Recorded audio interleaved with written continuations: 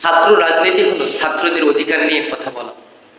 ছাত্ররা যদি সঠিক রাজনীতি করে তাহলে আমাদের দেশ কিন্তু উন্নতির চরম শিখরে পৌঁছে যাবে। কিন্তু ছাত্ররা যদি রাজনীতির নামে অপরাজনীতি শুরু করে দেয় তাহলে এই ছাত্ররাই কিন্তু রাজনীতির মাধ্যমে দেশটা অধঃপতনের দিকে নিয়ে যাবে।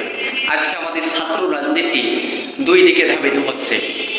কেউ কেউ চাচ্ছে সমাজ পরিবর্তন এবং শিক্ষা ব্যবস্থা পরিবর্তন এবং দেশকে কিভাবে উন্নতির চরম শিখরে পৌঁছানো যায়, এই জন্য একদল ছাত্র আপ্রাণ চেষ্টা করতেছে। কিন্তু আরেক দল, অনেক ছাত্র যারা শুধুমাত্র নেতার পিছনের মধ্যে ছুটে ছুটে নিজের জীবনটাকে ক্ষয় করে দিচ্ছে এবং শেষে সেই ছাত্ররা হতাশায় পড়ে যাচ্ছে।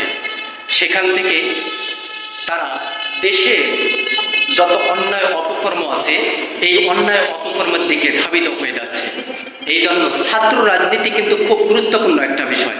যদি ছাত্ররা রাজনীতি না করে তাহলে পরবর্তী প্রজন্ম কিন্তু নেতৃত্ব দিতে পারবে না। কিন্তু অপরাজনীতি যেন না হয় এই জন্য আমাদের খেয়াল রাখা উচিত। ছাত্র রাজনীতি যেমনি ভাবে প্রয়োজন ঠিক তেমনি ভাবে অপরাজনীতির অপসারণ করাও আমাদের জন্য প্রয়োজন।